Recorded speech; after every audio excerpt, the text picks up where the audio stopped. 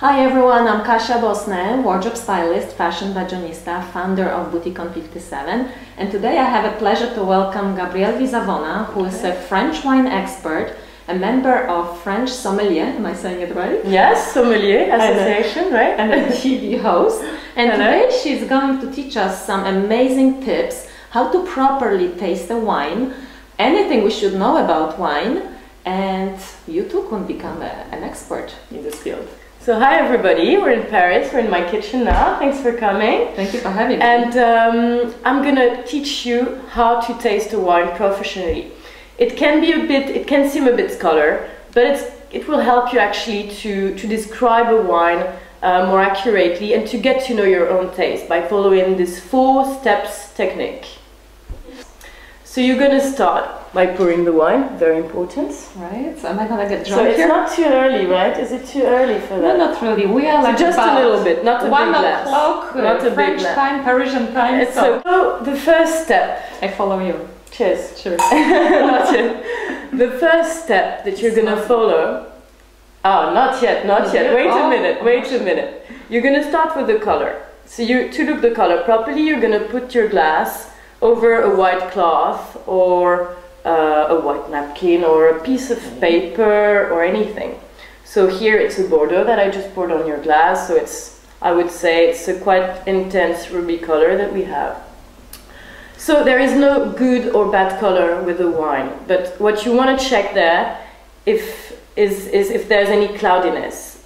If the wine is cloudy, it can mean that there's actually a problem, that the wine has a virus, that there's something wrong with it. So it's the first step. Then you have the second step is the nose of the wine. So you're gonna the nose. The nose. The nose. Noise. The nose. No noise. No, it's not talking yet. We're gonna make It's not noise talking like yet. It means you drank too much if it's talking. All right.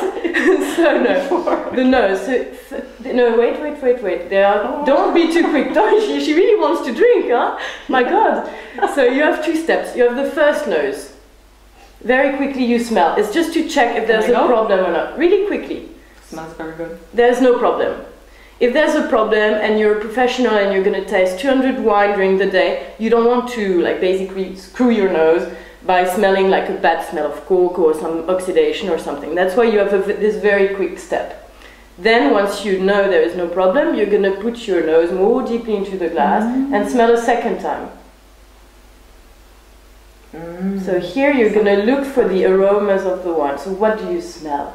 I smell fruits.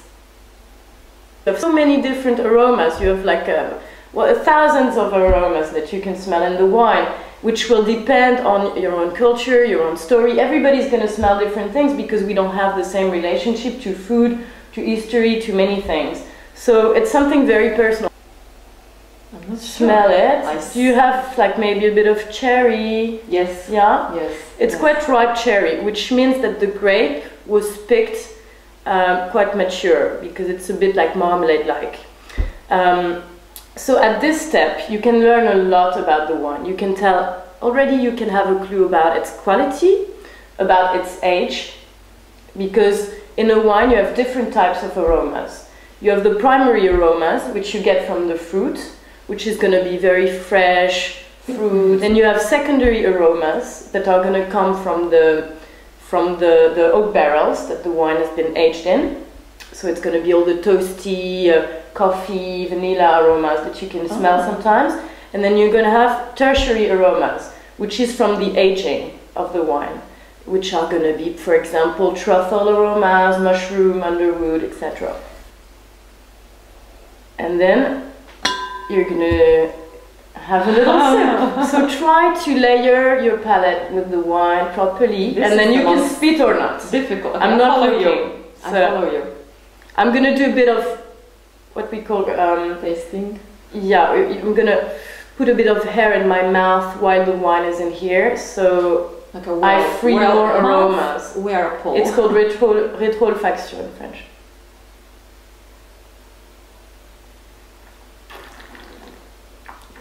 Okay.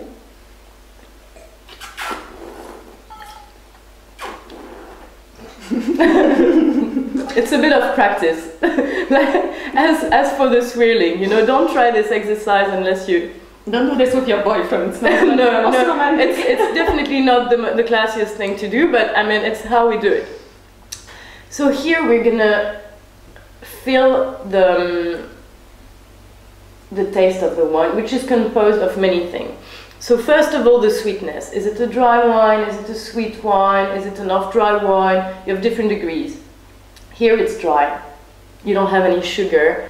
So then after you can feel the acidity. My trick to feel the acidity better is to pour the wine in your mouth over here, and depending on how much it's going to burn you, you're going to feel lower or higher levels of acidity. Then you have the tannins for red wines, at least, because for white wines it's very, very rare to have tannins. You can have some, but it's really rare. Then after, the body. So in the visual exam we could see the body already by swirling and watching these little lines that are coming, you know, that are coming down, right? Yeah, which we call the legs or the tears, which is already a clue for the body. Here it's quite a full body wine. There is some material. The body in the mouth is felt by the weight of the wine in your mouth. It's a good indicator of the level of alcohol and of sweetness as well. Then last thing, the aromas. The aromas that you smell are not always the same that you taste. So what do you have here? Do you want to try it again?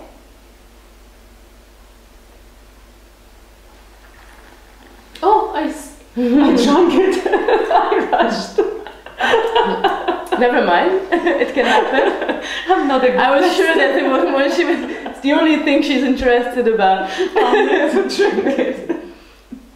So here you have, I can feel a bit of chocolatey aromas from the oak probably. You still have some fruit. You can have a bit of like ripe cherry, ripe raspberry. It's quite nice. And each time it's a different taste, you think, when you do that, or it's pretty much always the same? Depending if the wine is open or not, because if the tasting lasts for 4 hours and the wine is quite complex, the wine is going to taste different in the beginning and at the end, because new aromas are going to come and the wine is going to have what we call different layers of complexity. And at the end, very important, you're going to feel the length of the wine, which is basically how long the wine is going to stay in your mouth after you tasted it. You can measure it in terms of kodali. Kodali is a vocabulary, wine vocabulary thing. It's basically the number of seconds that the wine is going to stay in your mouth after you tasted it. So here, for example, let's try it. Have another sip. Okay, I'm drinking with you this time. Now we're drinking? Mm-hmm. One. So this one would be like a 6 or a 7 codalis to me, because it stays in my mouth. I can feel it in my mouth quite present. And I feel it on my tongue. Exactly, you can feel it and then it disappears. That's right. So codalis, it can be very, very poor or inexistent for a very simple wine, like a fresh wine that you're going to drink in the summer, even with a piece of ice inside. Or it can be very, very long, extremely long, for example, some old sherries or ports that can last very long. So this was the third step, it was the palate. Yes. And then the fourth step is the conclusion. After you did all that, you can attest of the quality of the wine. So what is a good wine for you, Kasia? Something that tastes good. That's a good quality for me. Yeah, it's something true. I'm going to enjoy and appreciate. Exactly, you're right. But it's also a question of taste. It's a question of taste, and for a wine to be good, it needs to have some balance. So all the factors that we've been seeing together needs to be equilibrated, you know. It can't be a lot of acidity and no tannins. It needs to be all things together needs to work together. It's different pieces that you put together and that work. And you can tell after all that most of the time what the grapes are. Well, after you practiced quite a lot actually, but and the area sometimes, well, you can be wrong. There's nobody's perfect, even the greatest experts in the world. There is nothing absolutely. It's not an exact science. This is what is interesting, actually. And to me, a good wine, actually, as well, is to find in the liquid the character of the place that it's produced. in, the terroir, as we call it in France. So if I'm drinking an Australian wine, I want to feel that I'm drinking an Australian wine from this type of region in Australia. The association, a wine of the origin. Exactly. If I'm tasting a Pinot Noir from Oregon, I want to feel it that it comes from Oregon and not from Burgundy, you see, etc. How are you gonna feel it? Well, it's different. A Pinot Noir from Oregon is different than a Pinot Noir from Burgundy. It's different characteristic. It's not that one is better than the other. It's just different types of wine. They're both good, but they just taste different because there is a different ecosystem, there is different nature, environment, different winemaking practice most of the time, and it's quite complex. You traveled all over the world tasting the wines all over the world. Exactly. When you did your tasting, and what's your favorite wine and why? Oh, it's such a tough question. Well, I don't want to be too adventurous there because I'm afraid I found very, very good wines everywhere. So, and a good Californian wine? Oh, wonderful, wonderful, astonishing Californian wine. I can make a list for you if you want. Perfect. That you can put on your blog. Yeah, definitely. I would advise people in California not to focus too much on Napa Valley and to see California is huge. You have gorgeous, gorgeous things around Santa Barbara, Santa Ynez, Santa Clara Valley. You have gorgeous wine, a lot cheaper.